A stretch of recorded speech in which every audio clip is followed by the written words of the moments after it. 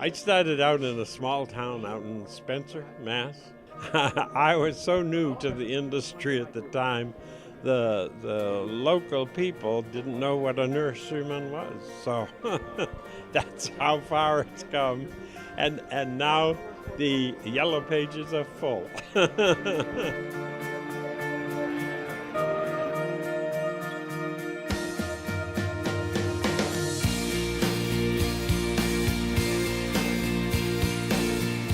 When I look at the list of past presidents, the people that have come before me, or even some of the people that have come after me, I see some incredible names in this industry and some people that have just done incredible things. So it's a little daunting to know that I served in those same positions and tried to do my absolute best to make sure that I could fill those shoes. Well, I loved my work. Like I used to tell people, I don't care whether I'm going to work or whether I'm going skiing or swimming or whatever, because I loved what I was doing.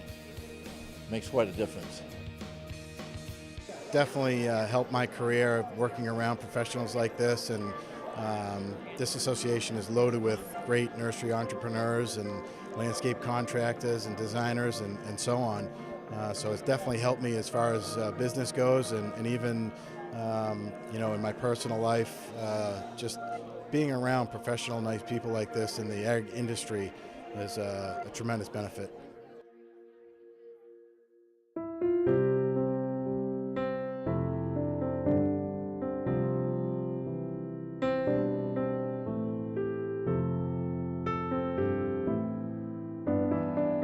We're a small industry that needs each other, that's battered about the edges at the moment, and MNLA has helped that a lot. On a personal level, I have some very, especially where I've been in the industry so long, I have some great friends that I have made through association work. Very, very good friends, a lot of great times that, make the tough times easier and make the great times more fun.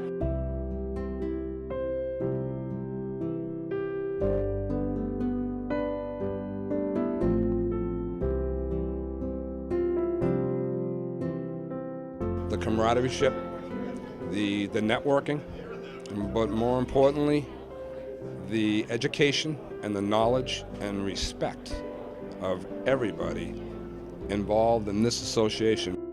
When we're young and we're concerned about just working, one doesn't think about joining an organization. However, it's the best thing I ever did. It made me a better person, a better citizen. I am so pleased and proud that I have served as one of their presidents. It just broadened my horizons because you learn so much, you meet so many wonderful people, you share stories and experiences with these individuals. It just makes you a better business person, really.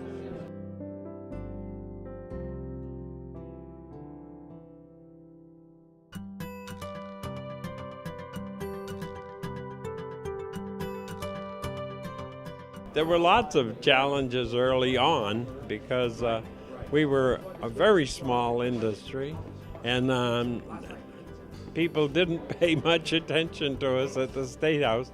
But luckily, through lots of prodding and support of the legislature, we did make some inroads, and now they pay attention to us much more than they did.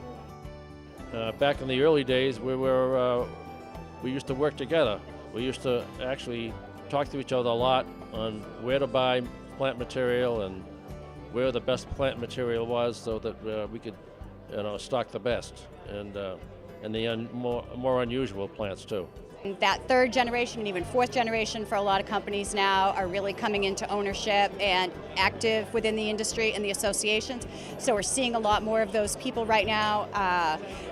The industry's changed because consumer demand has changed, from everything from organics to technology to the way we communicate with our customers to what our customers are asking us for. So yeah, it's changed a lot. It is not my grandfather's industry anymore. We are the strongest association. I've been involved with most of them. I really feel that we are the strongest, and it's because of the mentalities and the individuals and the strength of the knowledge and respect that these people in this room today show, and I think it will maintain itself for the rest of our living days.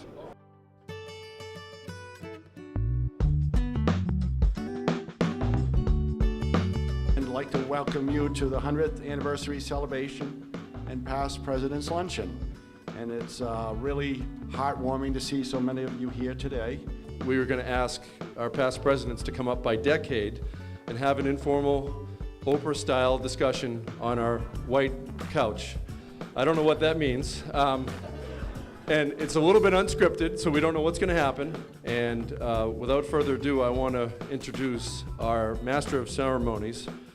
So if I'm Ed McMahon, you know who this guy is. So let me start by saying, here's Jimmy. This is Mr. Jim Conley. How y'all doing? Can you hear me? Michelle asked me to wear this, and I do everything that Michelle asked me to do. Okay? So, you like the sweater? Thank you. Merry Christmas to everybody, and happy holidays. Michelle, how do you turn this thing off? It's just like you. It's just like you. So, everybody, this is Phil Boucher. He is the current chair of the History Committee. About 1925 or in the 20s, there was a big interest in educating nursery and horticultural people in the land-grant colleges.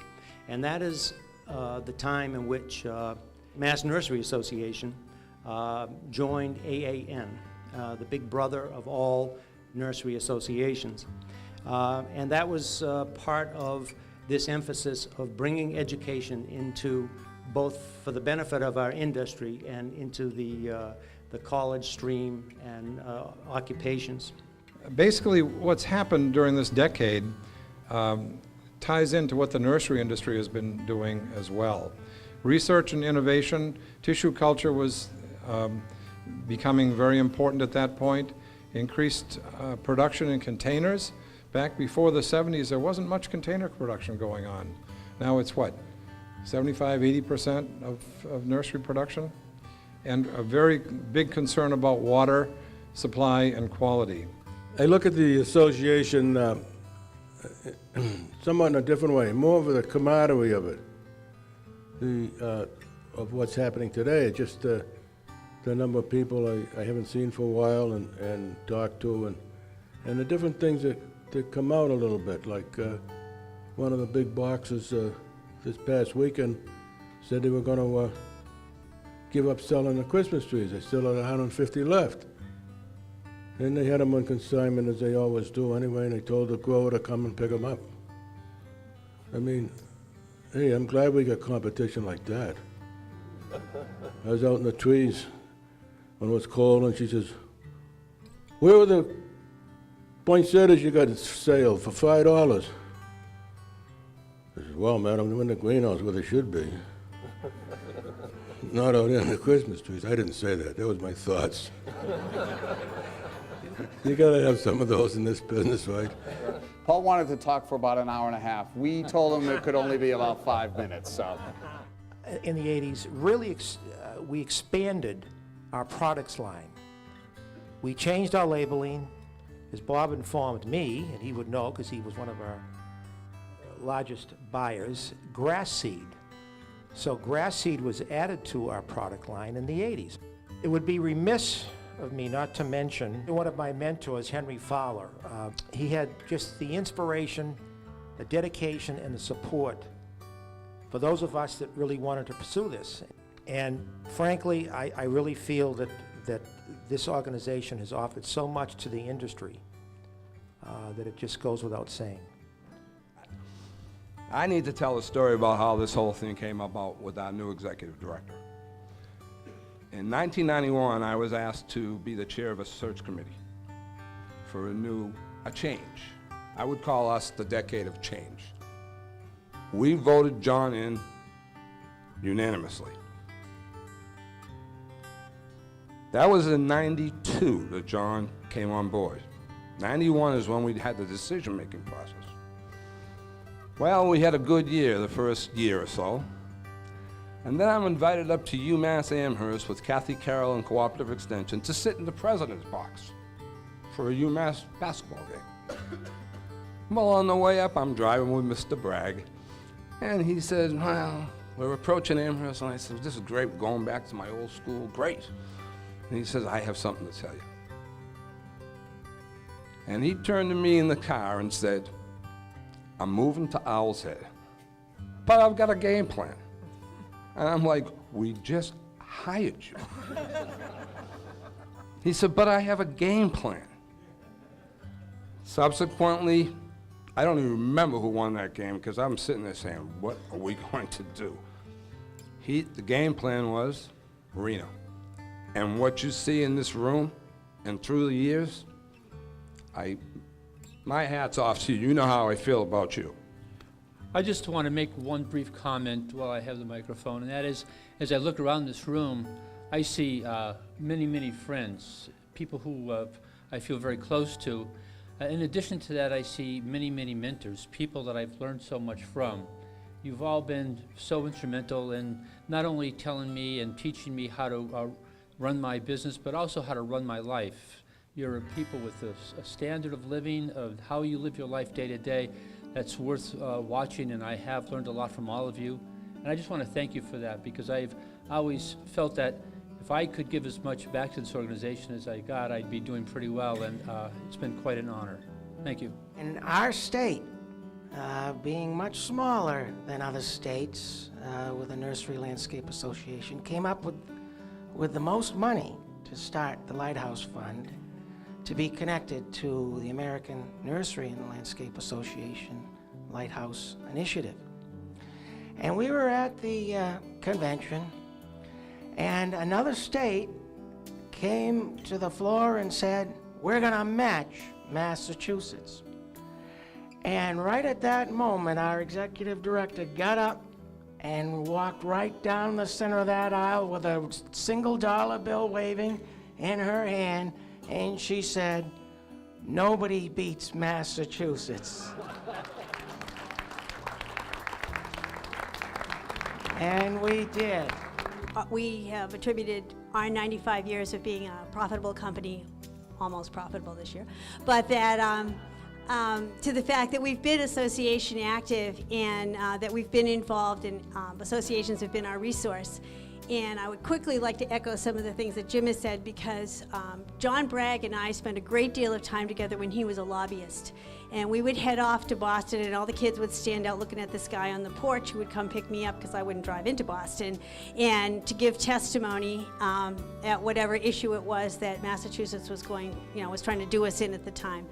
And so it was, from this board that my passion has always been, and as well as the person beside me, legislative issues.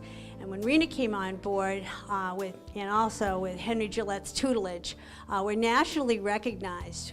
Massachusetts is nationally recognized because of Rena and John and Henry for what we do and how active we are. But Tom and I don't know how many times we were Mutt and Jeff at the State House on either zoning or a taxation issue, and we decide on the way in who's going to be the good cop and who's going to be the bad cop. And I always get to be the bad cop because he looks like one. I'm going to tell you a story that has to do with MNLA and being humiliated by Barney Frank. Henry had decided, I think it was probably 15 years ago, that the original guest worker program was being discussed or bantied about in Washington. And because Barney was involved in it and we were from Massachusetts, Henry decided that it would be good if we sent a little group over to Barney's office to make nice with Barney. So the group consisted of me, Pat, and Bonnie and Wayne Mezet. And we all went over and we sat down, and they somehow decided that I was going to be the one to talk first. So I started in saying that, Henry Gillette and Barney had served in the legislature in Boston together, and Henry wanted to say hello, and Barney stopped me in the middle of my sentence and said, "Stop wasting my time. What do you want?" And most of you know I like to talk, but I didn't know what the hell to say. So I think I gave the mic to Bonnie, and Bonnie and Pat kind of handled Barney just perfectly. And we talked about it. He didn't agree with us, but we talked about it for a few minutes. But the funniest part of this whole thing is now I live in Newton, and Barney's my representative. So I'm now one of his constituents. And also, when he did that to me, I was pretty sure I was the only Democrat in the room. I think my 3 colleagues were all Republicans.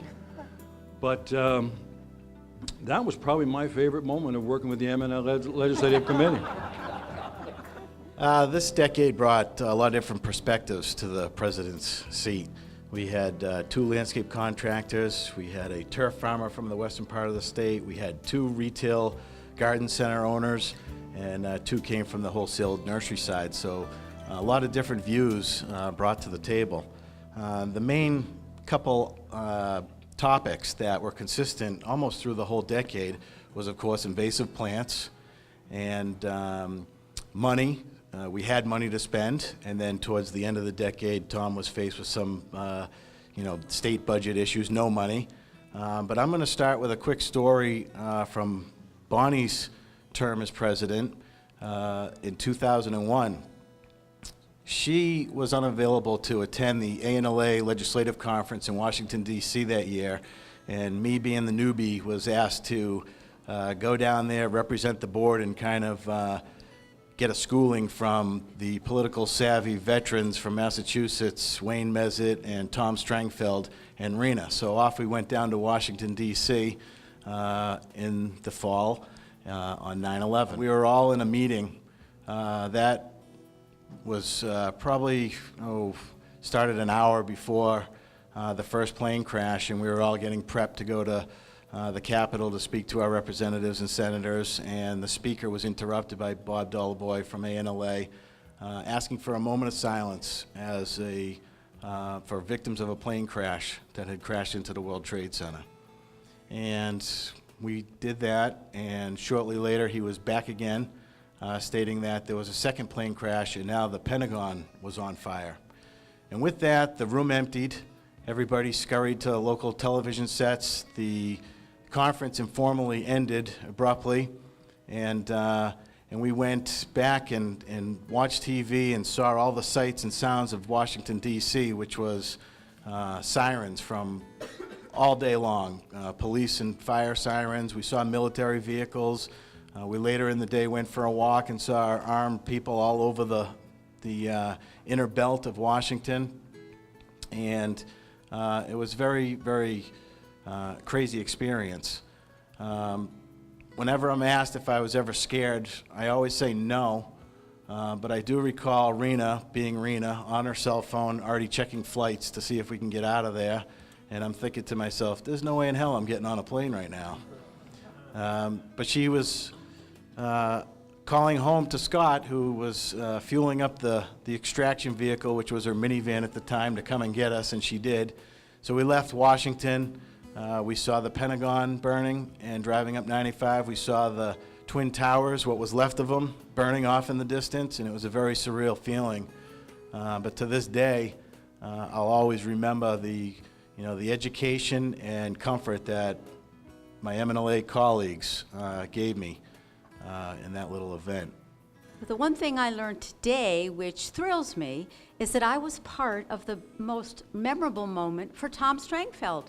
As a Republican, I'm thrilled to hear that I was part of your Democratic memorable moment. And I'm going to yield my time to the rest of the group. To what was the only other D in the room, Time's right, up. Tom? Oh, nice. Yeah, anyone who invited me up here and gave me the microphone should have known better. Jeff, thank you.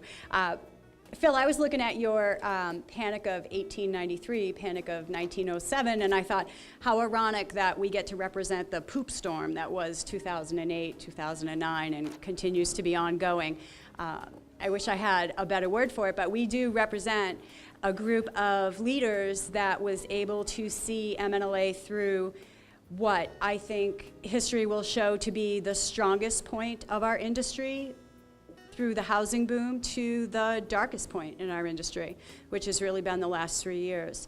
And I think for all of us, the strength has been in remembering that ultimately every decision that we made while we were in that boardroom went down to, is this a resource for success? And the challenges that we faced, which were both what to do with all the money or what to do with what ended up being absolutely no money, was always a decision of how do we help the members succeed. And if nothing else, out of the 10 years or so that we represent, that's probably the part that I am proudest to have represented, is to have been at a table where every single decision, every single topic, literally that yardstick came out and it said, we said, is this a resource for the success of our members? And I have been very fortunate, having left this group, to have gone on to some national groups, and I will tell you, there's no training like MNLA. It's just been truly exceptional to have worked with Rena and some of the other people sitting here, or sitting at my table and then following me. And when I took over, John LeBeau was coming out of the board, and his very last, I remember this distinctly, the last thing that John said is he was literally walking out the door of our boardroom. He turned around and he looked at us and he said, "Don't spend any money." And those were the good years. And then Jeff Willman, who I followed, Jeff had probably the most profound advice for me. Jeff's advice was, don't let them down. And that is, don't let them down. And he was specifically talking about the history of past presidents, the respect and the integrity that goes into the position, and for all the past presidents and really all the volunteers in this room today. I want you to know how impactful those words were to me, to not let you down during my term. So that's all.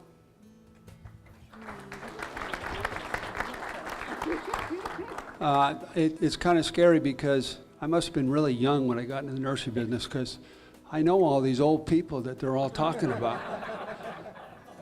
But the nursery business, since I've been in it, has changed tremendously. And so has this association. I mean, the nursery industry took off in the early 70s, middle 70s, and things changed so much. I remember when we shifted plant material from one container to another, we had to have can cutters because there's no such thing as a plastic container. So, wow, okay, that's kind of novel.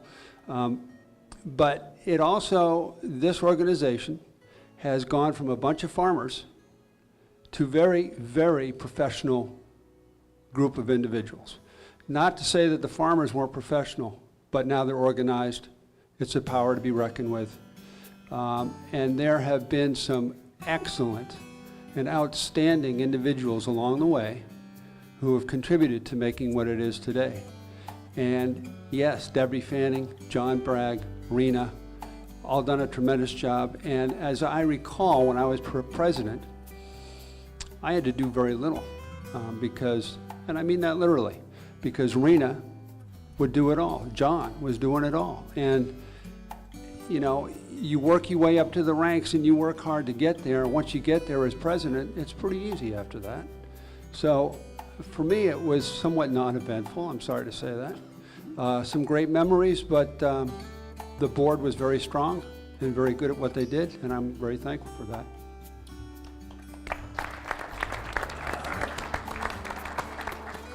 To continue on what Jim was saying, my tenure was Rena's contract year. And the strength of MNLA is their management team. And during my tenure, we signed them to a 5-year agreement, so they're ours till 2015. So, Rena, John, Rena and Henry. Henry's still there? I can attest probably the most memorable things about MNLA is fellowship. It's meeting fellow directors and committee members before meetings and after meetings, talking about how your business is going and what's going on in our industry. And to me, that was probably the greatest achievement of joining this association, was fellowship and learning about our industry. I can remember the first person that asked me to get involved in the MNLA, and that was Randy Wright. I remember he cornered me in somewhere, I think it was one of the nationals or the regional shows, to become a committee member on the education committee, and from there moving up. And you talk about some of the great people in this industry. Our business is out west in Chicopee, and the first nurseryman I ever met was Charlie Godin, and that was back in probably 1976, 1977. And I remember meeting Charlie at Adams Nursery And Charlie, those of you who knew him, with his deep voice, and he always had a shirt and tie on and a coat. And I found that very interesting at that time, and meeting people like Jim Stewart, who was out in Turner's Falls, who was a big contractor at that time. And you know, that's what I got out of this industry, was meeting all the great people and the fellowship and the education from meeting all those people. Is moving forward, the board is currently involved with so many things to help our organization, but we need some more youth. We need some more energy. All of the people you saw here started somewhere, and a lot of that information that your members of your teams back home have could help our industry twofold.